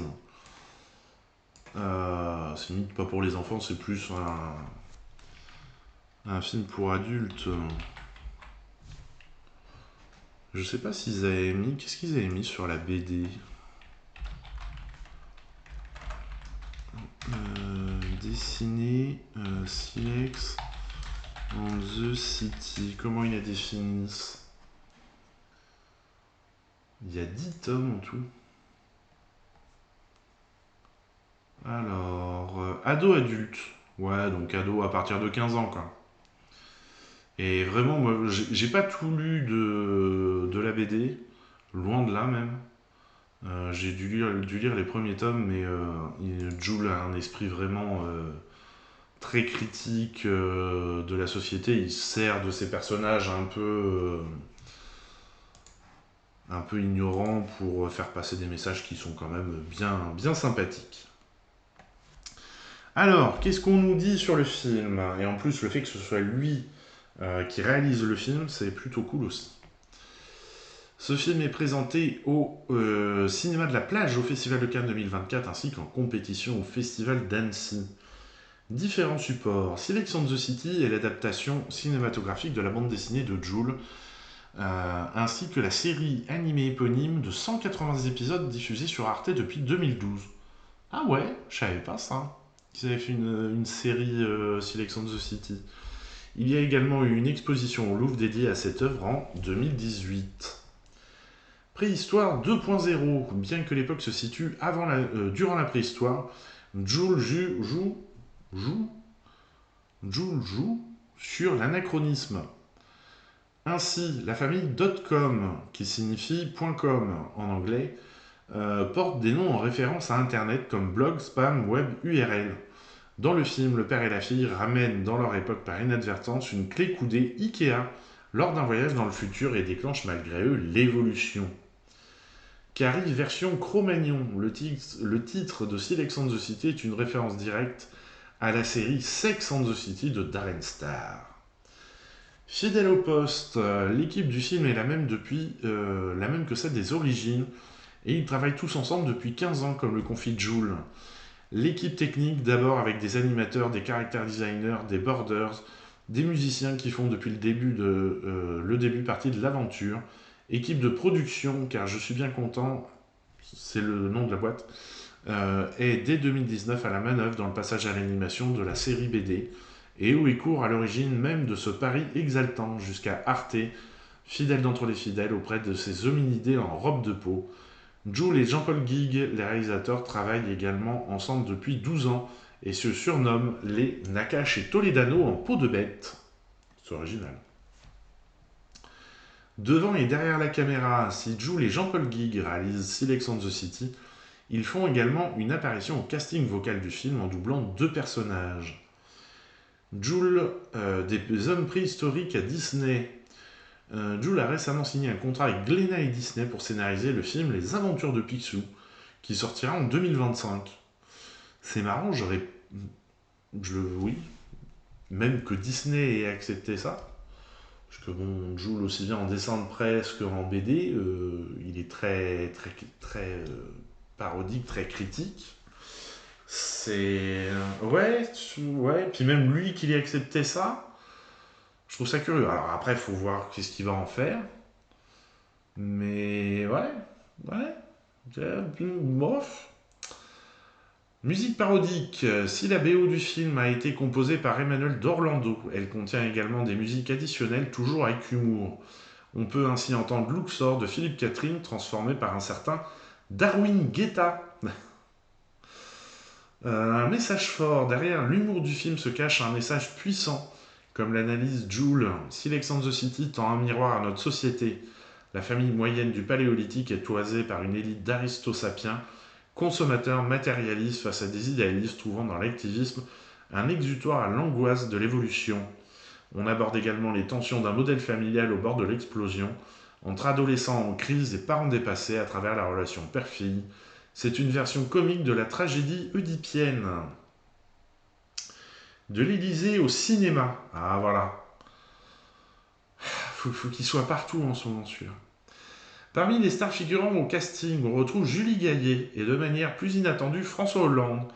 C'est ainsi la première fois que l'ex-chef d'État et son épouse travaillent ensemble au cinéma pour doubler un couple de bactéries. Voilà. Bah. En même temps, est-ce que Bactéries et François Hollande, ça se rejoindrait pas? Allez savoir. Casting 4 étoiles. Comme dans la série, pas moins de 35 personnalités ont répondu présent pour prêter leur voix à Sex and the City, le film, comme Léa Salamé, Amélie Nothomb, Léa Drucker ou encore Guillaume Gallienne. Voilà, mais quand j'avais entendu que François Hollande avait prêté une des voix, avait fait une des voix dans le film, je m'étais dit, il ne reculera devant rien, de président à député et à doubleur. Allez, on passe au film suivant, le documentaire Anaïs en 2 chapitres, dont on regarde la bande-annonce. Oh ma pauvre, de toute façon, tu n'y arriveras jamais. Bah non, j'y arriverai jamais, non, c'est clair, avec des connards comme toi, j'y arriverai pas. Là où on m'a découragée, c'est dans le milieu agricole surtout. On m'a dit direct que j'y arriverai jamais. Et qu'en plus j'étais mignonne, donc j'avais rien à foutre dans les champs. Ce qui me fait le plus peur, c'est de pas y arriver. Parce que si j'y arrive pas, franchement, je sais pas ce que je ferai de ma vie. Je voulais que tu aies un boulot facile, qui rapporte. Et en fait, c'est pas du tout le chemin que t'as pris, quoi. Ah bah non, pas vraiment. Je suis pas du tout sûre que ça marchera, mais je suis sûre que j'irai au bout. Je sais bien que vis-à-vis des vieux agriculteurs, je suis pas crédible, mais maintenant je leur serre la main. C'est vrai, maintenant que j'ai de la poigne. Vous pensez que votre tisane me fait du bien, quoi? C'est mon point faible, la commercialisation. Je pense que ça peut être votre point fort, moi. Ah ouais? Ouais. Et moi, je suis même persuadé qu'un jour, il va falloir que vous parliez aux gens. Même si on fait ce qu'on aime, à un moment donné, je considère que la vie est faite pour être partagée. Faut qu'on fournisse d'autres papiers, mon cœur. Documents prouvant votre communauté de vie, quoi. Putain, on vit dans 2 pays différents. C'est tellement le jour et la nuit, la vie ici et la vie en Casamance, que je sais pas s'il va se plaire ici ou pas, quoi. Il nous propose une date au mois de juin. Donc ça veut dire que pendant 3 mois, tu vas être sans papier, quoi. Je commence à avoir peur, en fait, parce que ça fait plus qu'un mois maintenant et on n'a toujours pas d'infos, quoi. On ne demande pas la mer à boire, on veut juste vivre ensemble, c'est tout. On voyait, c'est pas facile du tout, mais je m'adapte aussi, quoi. Il est comme moi, on pense pas trop de la même manière que les autres gens en général. D'être à 2 là, c'est pas pareil, hein. Ça change tout, quoi. Les émotions aussi, quand ça va lâcher, ça va faire drôle. En même temps, quelle idée, hein, tu as des petits salons en voiture, franchement. Voilà pour ce film. Moi, je trouve qu'il a un problème, ce film, on n'a pas plus d'infos que ça. Mais pour l'avoir vu, je trouve qu'il a un problème, ce documentaire, c'est que c'est vraiment en 2 chapitres, mais 2 chapitres qui sont totalement différents, à part le fait qu'on retrouve cette jeune agricultrice. Mais le premier, c'est vraiment, on insiste sur le côté agriculture, réussir à vendre son produit. D'ailleurs, elle a réussi plutôt assez bien rapidement, puisqu'elle a réussi à avoir les épices, celui qui fait des épices de luxe, la Rollinger, assez rapidement comme client. Mais on est vraiment dans cette recherche-là. Et puis tout d'un coup, on ne parle plus d'agriculture, on ne parle plus que de la relation avec son compagnon. et du fait que bah, c'est dur d'avoir des papiers, d'avoir des relations à distance, et on oublie complètement l'agriculture. On n'a plus de nouvelles de savoir le suivre avec Rollinger, avec les... Enfin, c'est compliqué. C'est chez moi, ça. Rollinger Rollinger, c'est Bretagne. Oui, ben elle est en Bretagne, oui. Rollinger, oui, il me semble que c'est breton. Hein. Cancale, oui, voilà, c'est ça. Bon, maintenant, il y en a un peu partout, des magasins Rollinger, mais... Ah ouais, t'es à Cancale. Et ben moi, je vais à Saint-Malo fin octobre, pour le festival de BD. J'y vais tous les ans. Et du coup, ouais, il y a... Limite, enfin, pourquoi avoir assemblé ces deux morceaux de documentaire pour en faire qu'un seul et avoir... Du coup, on aborde deux sujets complètement différents, mais on va jamais vraiment au bout. Enfin, on va pas au bout des réflexions et de ce qu'on peut dérouler comme fil. Et du coup, bah voilà. Moi, je suis resté vraiment sur ma faim. Parce qu'on ne sait pas ce que devient le côté agriculture. Et au final, bah, il arrive à avoir ses papiers, mais on ne sait pas la suite de la relation. C'est sympa, c'est quand les dates les dates, c'est fin octobre, je peux te dire les dates précisément. Cette année, c'est plus tard.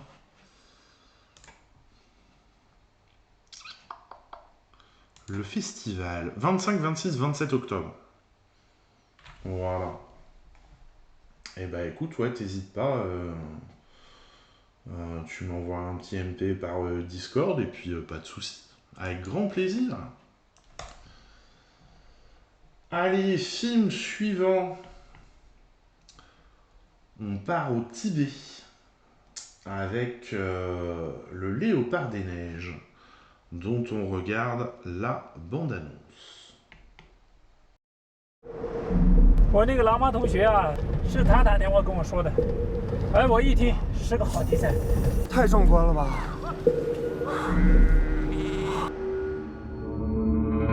这问题啥个吧？人家怎么来呢？娘啊，对，当个人啊，阿克萨是头送来的呀。啊，对，这干等到你个，能让那他们在这看着，原来那不可能。 저 중간 주에 중대라 그러면 지금 만져 대도 만노 똥똥 나가나 是只小雪豹。对，做记者的，好，等我滚地滚的那得到成根。啥东东上去？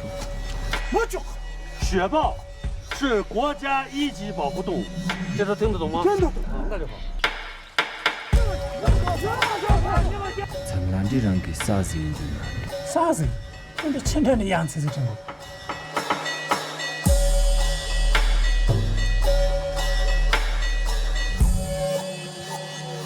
刚拍到了吗？刚才情况太紧急了，我都忘记拍了。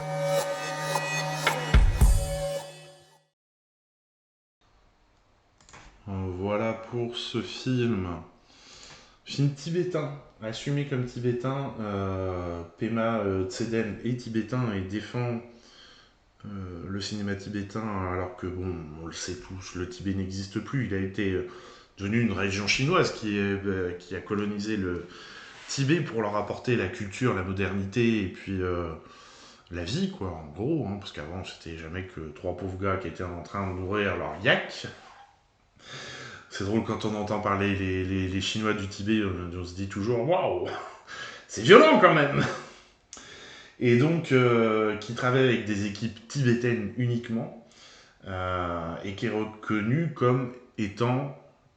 Alors oui, je sais pas comment le conjuguer du coup maintenant, comme étant le chef de file du cinéma tibétain, sachant qu'il n'y a quand même pas beaucoup de réalisateurs tibétains. Et c'était lui qui avait réalisé entre autres Tarlo, Jimpa et Balloon, comme on le dit sur l'affiche, qui ont fait connaître le cinéma tibétain à travers le monde, qui ont été présentés quasiment tous dans des grands festivals, que ce soit Cannes, Berlin ou Venise. Et alors malheureusement, Pema Tseden est mort juste après la fin du tournage du film et n'a même pas eu l'occasion de voir le film monter. Et son équipe d'assistants qui travaillent avec lui s'est longtemps demandé s'il aurait voulu, parce qu'il aimait bien être vraiment là tout au long du montage du film, et ils se sont demandé s'ils étaient légitimes à monter le film. Et finalement, ils l'ont monté pour notre plus grand bonheur, parce que le film est vraiment magnifique. Et ça aurait été dommage de ne pas pouvoir le découvrir. Et en plus, il a été très bien accueilli dans tous les festivals où il a été présenté, donc voilà. Et alors, pour la petite anecdote, les léopards sont en images de synthèse. Ils n'ont pas mis un moine dans l'enclos avec un vrai léopard. Je pense que on ne sait pas trop comment ça peut se comporter, hein. Puis c'est quand même des bestiaux sauvages. Donc ils n'ont pas pris de risque. Ça se voit un peu, je suis d'accord. Parce que là vraiment, avec tous les poils bien dressés comme ça, là, quand ils se font face, tu dis oui, alors soit ils l'ont peigné avant, soit voilà. Et la base du film est inspirée d'une histoire vraie, puisque c'est un fait divers dans le journal, où un léopard des neiges avait réussi à rentrer dans un enclos, comme ça, avait bouffé son mouton, et puis il s'était trouvé emmerdé parce qu'il n'arrivait pas à en sortir. Et donc ce petit matin, le berger qui l'a retrouvé comme ça, alors il y avait tous les moutons qui étaient tassés d'un côté, le léopard qui était de l'autre côté en train de ronquer sa meilleure nuit parce qu'il avait bien mangé. Et quand il a entendu le berger approcher, forcément il s'est réveillé, et quand la porte s'est ouverte, il n'a pas demandé son reste, il a filé. Voilà. Pour ce film, allez, bon, on arrive quasiment à la fin. Film suivant, Cœur perdu, dont on regarde la bande-annonce.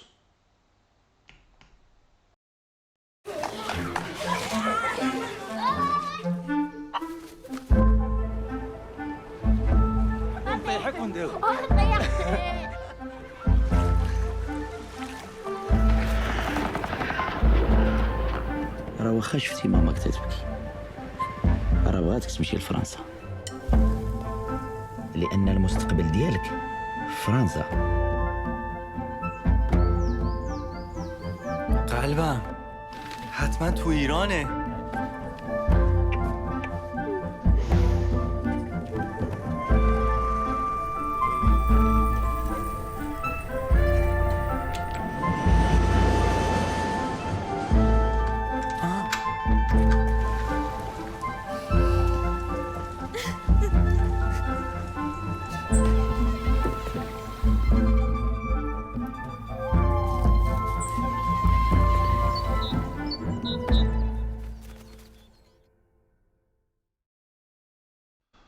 Voilà, d'habitude on vous présente...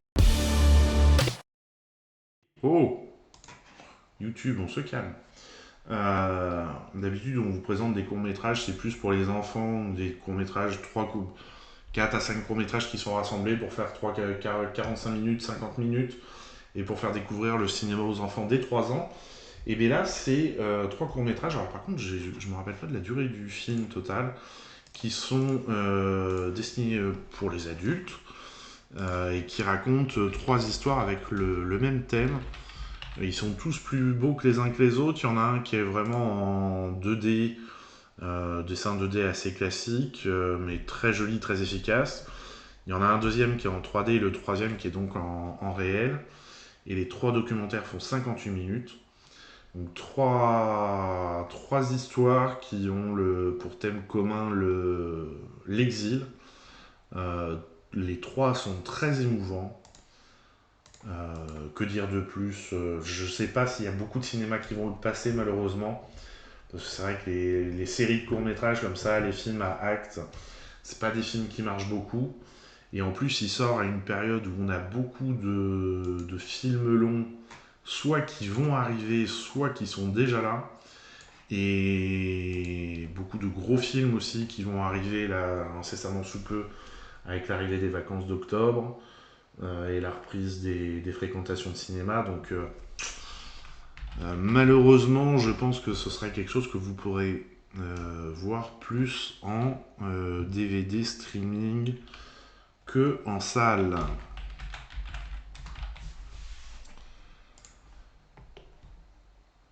Hop, film suivant, documentaire. C'est soi-disant L'effet Bahamas, dont on regarde la bande-annonce.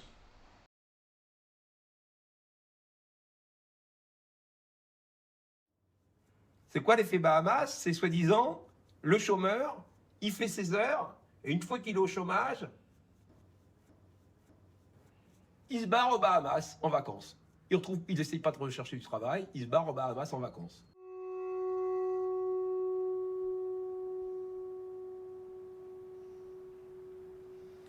C'est quand même dingue. C'est comme quand quand ils convoquaient ce pauvre type qui était sourd par téléphone. Là où ça se joue. Au gouvernement, au ministère du Travail, au MEDEF et à l'UNEDIC. 3500 milliards de dettes. 2 milliards 500 000, 2 milliards 250 000, 2 milliards 250 000, 3 milliards, 2 milliards, 2 milliards 150 000. Vous êtes dans le froid, vous filmez quelqu'un que vous ne connaissez pas, et en plus, vous ne gagnez pas d'argent. C'est un peu grave, hein?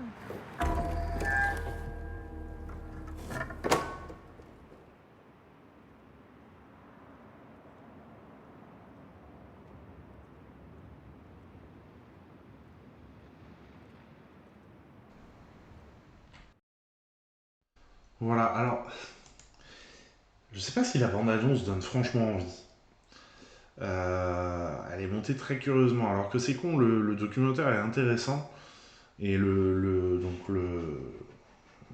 sous-texte qu'on voit au titre, enquête sur une caisse de chômage, c'est vraiment comment, c'est vraiment ça le fond du film, c'est comment la parole politique criminalise les demandeurs d'emploi qui sont accusés d'être feignants, de ne pas chercher d'emploi, de profiter du système et tout, alors qu'on sait très bien que c'est une minorité de personnes, ça représente qu'une minorité de personnes, et en fait comment tout est réfléchi pour à chaque fois imposer de plus en plus de choses aux chômeurs, et puis les aberrations qu'il peut y avoir dans la gestion du suivi des chômeurs. Vraiment, c'est un film moi, que j'ai trouvé très intéressant.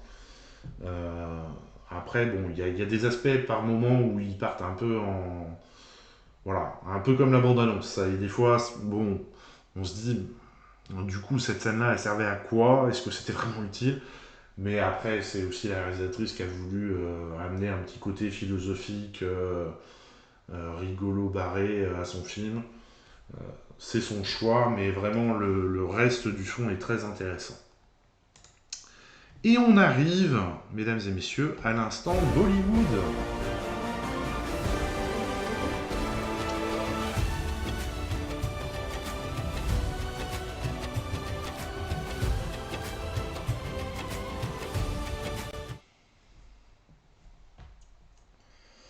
Avec un premier film, The Buckingham Murders. Alors, limite, c'est pas un Bollywood, mais il est annoncé comme Bollywood. Donc, je le présente dans la section Bollywood, mais film quand même, j'ai regardé vite fait 2-3 morceaux de la bande-annonce, qui a l'air quand même assez sérieux, assez grave, donc...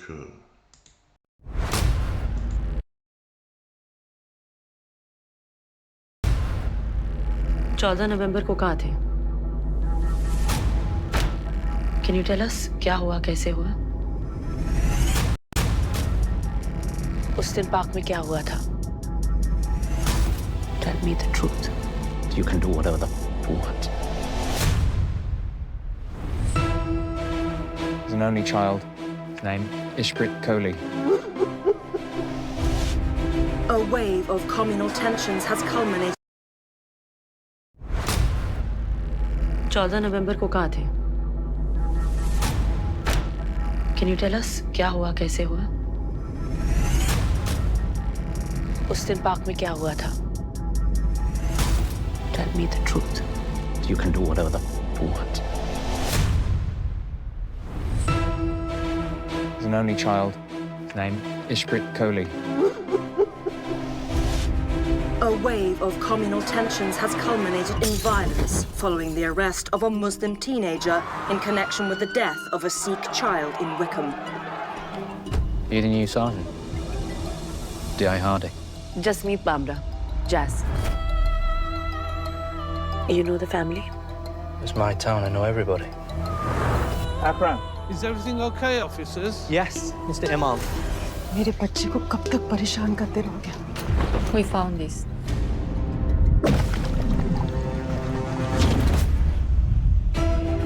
I think we should interrogate the family. नाम क्या है आपका? दलजीत कोहली। इशप्रीत को संगरूर से अडॉप्ट किया था। बाकी सवाल जवाब बाद में कर लेना, ये नलका खुल गया, अब नहीं रुकेगा ये। Where is Ishprit? 14 नवंबर को तुम कहाँ थे? Outside the Kutubara doing a siwa. All this doesn't make sense. You need pills to make sense of it. Where were you on the 14th of November? Detective हो ना? पता लगा लो। Just find the killer. Saqib चौधरी हमारा main suspect है। देखो मैडम, आप मानो या ना मानो, इनकी ना जाति गंदी है। Do you have any idea how much of a shitstorm this will be? We may not be directly related, but we're family. क्या कर रहा था?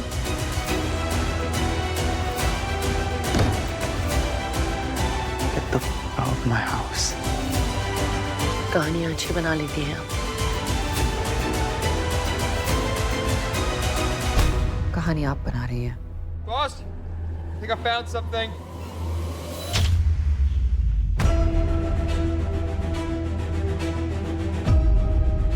चीजों से भाग मत पुत्र।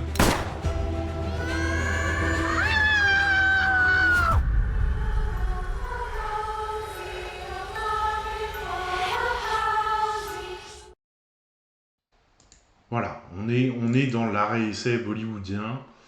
Donc film qui a l'air plutôt du coup pas complètement barré comme certains qu'on a pu voir, qui a l'air plutôt intéressant. Allez, on passe au film suivant.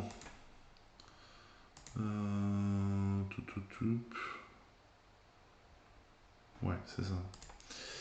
Le film suivant qui est donc Armes. Hein? Attendez. Alors, comment ça se fait que j'ai pas la bande-annonce de Armes?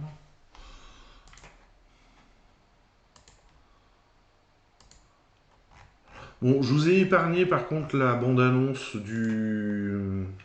Monsieur JPEG, bonjour, comment vas-tu? Du film sur Inoxtag.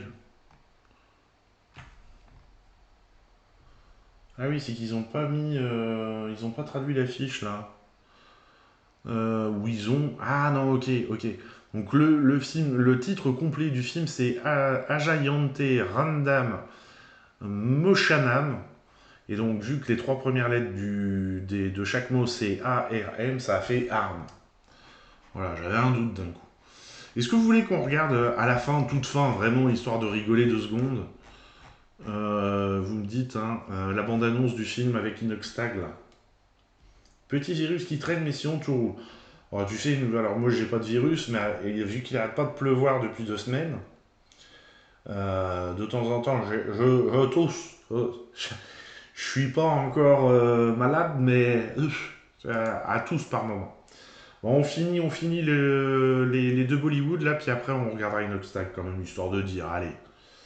Donc, Armes, on regarde la bande-annonce.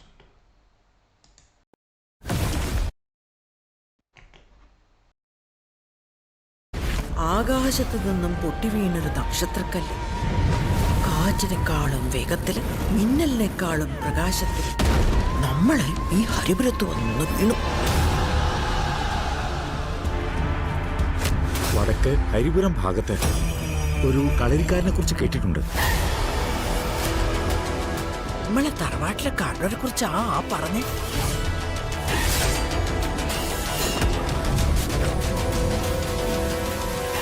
നാടായ നാട് പറ്റും കട്ടുമുടിച്ച് നടക്കുന്നവരെ കൂടെ തലയുറപ്പിച്ച് നടക്കാൻ പറ്റാണ്ടായി. 4 ഭാഗത്തും നോക്കി നിന്നോളണം. ഓൻ ഏലിയും വരും. കൊന്നിട്ടായാലും വേണ്ടില്ല. ഇങ്ങോടെ നിൽക്കണം. വണ്ടി മണിയടി.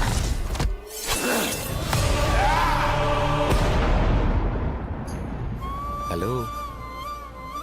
എന്നാലും ഒറ്റൊരിക്കൽ ഞാൻ കണ്ടിട്ടുള്ളൂ. അത് സ്വർണത്തിനേക്കാളും മൂല്യണ്ടായിന് നിന്നെ പോലെ. എന്റെ ആകാശവും മണ്ണുമെല്ലാം നീയാ. ശ്വസിക്കുന്ന വായുവിന് ഒരാളെ പിടികിട്ടൂല.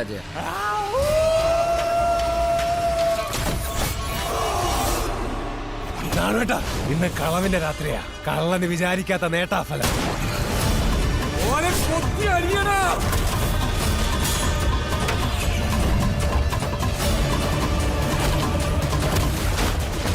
മറ്റന്നാ നട തുറക്കുമ്പോ അച്ചാച്ചനെ പോലെ ഞാനും കള്ളനാണ്.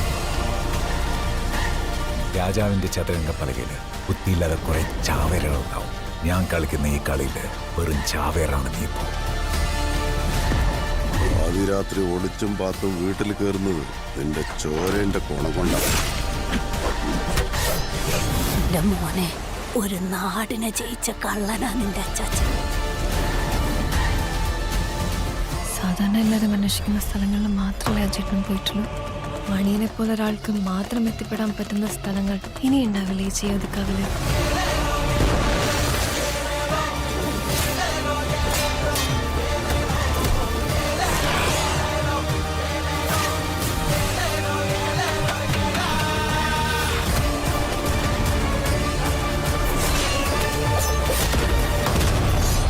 എന്നാ പറ പോലീസിലെ, കള്ളനാണോ പോലീസാണോ ആദ്യം ഉണ്ടായത്?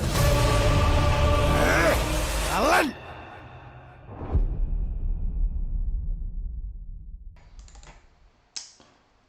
Voilà donc pour ce... Et on arrive donc au dernier Bollywood, Arda Sarbat des Baledi. Ah ouais, non mais là, ils envoient le Bollywood, hein, ça rigole pas. Hein. Là, ça dépend. T'as soit les gros films comme ça, action, avec... il nous manque les danses, là. Il nous manque juste les danses. L'histoire d'amour, l'histoire de vengeance, tout ça. Et soit plus comme celui qu'on va voir maintenant.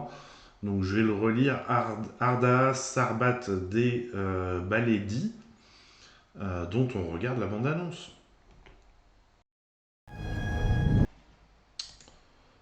Voilà. C'est pas commun comme type de film où ça part de croyances comme ça à l'extrême. C'est... Et donc allez, pour finir, je serais curieux quand même. On va se le regarder quand même, c'est vrai qu'on est censé faire tout le tour des sorties de la semaine. Kaizen, 1 an pour gravir l'Everest. On va se regarder la... donc c'est... Au début, c'était prévu pour être dans les cinémas que le 13 septembre. Et à partir du 14 septembre, Inox le mettait sur sa chaîne YouTube. Ça a tellement de succès dans les cinémas que il y a des multiplexes qu'on dit faut qu'on ait plus de séances. Sur le 13 septembre, il y a des multiplexes qui sont montés à 5 salles pleines au même horaire. Je ne sais plus si c'est 19h ou 21h, mais ils ont 5 salles de remplis où le film va tourner, vendu à l'avance. Et donc le distributeur a dit ok, vous pouvez en refaire le 14, et bien ils sont en train de vendre les salles comme des petits pains. Alors par contre, je serais quand même curieux de savoir comment ça va se passer dans les... Ah, il a réussi un coup marketing extraordinaire. Comment ça va se passer dans les salles, parce que de ce que j'ai compris, moi j'ai suivi ça de très loin. Mais a priori, comment on appelle ça? Les porteurs l'ont beaucoup porté, n'ont pas porté que les bagages. A priori. J'ai vu qu'il y avait des clips qui étaient passés, des shorts là avec, comment il s'appelle le jeune aussi, la Michou, Amine Mathué, tout ça, qui gueulait en faisant du react vidéo sur des vidéos qui avaient été postées, où on le voyait Inoxtag qui était en train d'être porté par des porteurs, et puis que bah, il s'arrêtait, puis là, ils faisaient tourner la caméra et tout. Alors, la réalité, je sais pas. Hein. J'étais pas avec Inox, donc je peux pas savoir. Mais du coup, j'ai l'impression qu'il y a deux clans qui se sont créés. Les pro-Inox qui vont y aller pour l'exploit, et les anti-Inox qui vont gueuler. Je sais pas, dans les salles de cinéma, tu vois, j'ai un doute. J'ai un doute que ça se passe bien par endroits. Je sais pas. En tout cas, donc, Inoxtag, qui a quand même donné son film Kaizen, 1 an pour gravir l'Everest, on regarde la bande-annonce.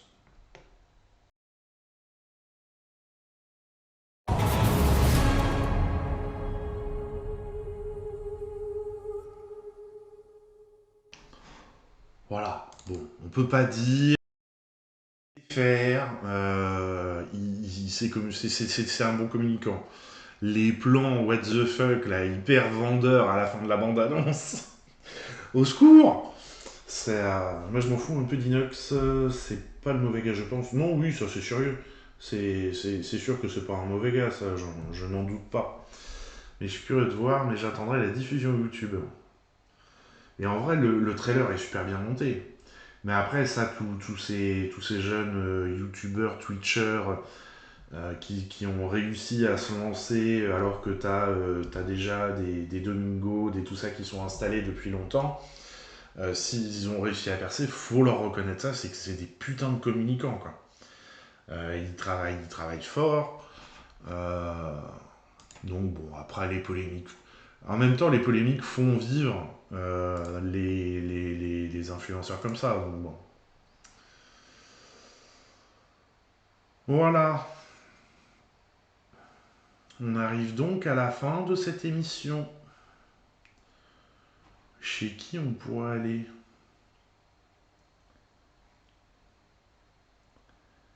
Bonne soirée, Michel. Non. Chez qui je vous envoie? Il y en a, je sais plus.